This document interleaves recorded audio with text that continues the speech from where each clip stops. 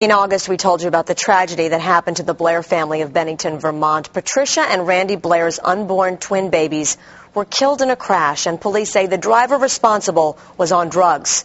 22-year-old Kelly Cook crossed the center line and hit the Blair family's minivan head-on, and she's charged with driving under the influence of drugs and gross negligence with injury resulting.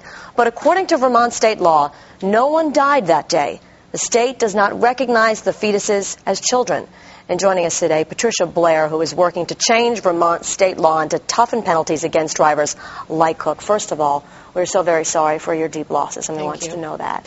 Talk to us a little bit about this. Why is this so disturbing to you that right now no one is being held accountable for the deaths of your unborn twins? Because in the state of Vermont, they're not considered persons for criminal purposes unless they take a breath. And I don't feel that any child should be valued more than another.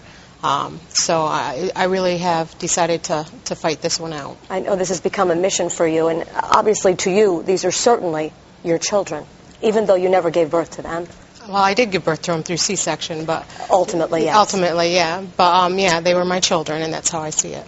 So tell me now, essentially you're trying to get the state to pass fetal homicide laws, and this is not unheard of in other states. What are you hoping to accomplish? Well, I'm hoping they come in line with, I think it's 35 or 36 other states that have both the fetal homicide laws and that coexist with current abortion laws. So they don't interact. Most states allow both.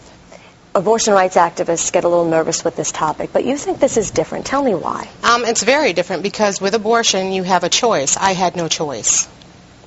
And you can certainly relate to a different experience because you lost another child prior to having these babies that you were carrying. A year earlier, I had lost a little girl to a prolapsed cord at full term, everything went beautifully until the cord prolapsed at the last minute during labor.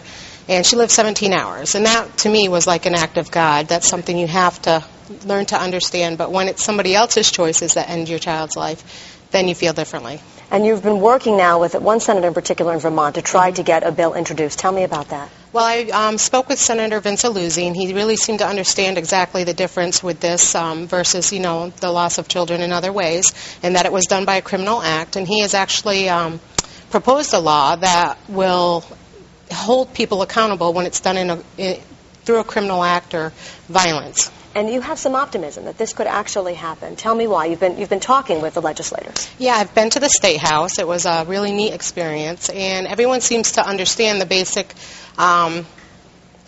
underlying conditions that, this was done through a criminal act and that, that there's something missing in the law that needs to be extended so that there's some protection out there. And anyone that would like to help, perhaps, that may feel as strongly as you do, what can they do? They can write to their legislators, they can get involved at the State House, and they can also sign a petition that's at www.petitionspot.com and look under the Caleb and Harley law.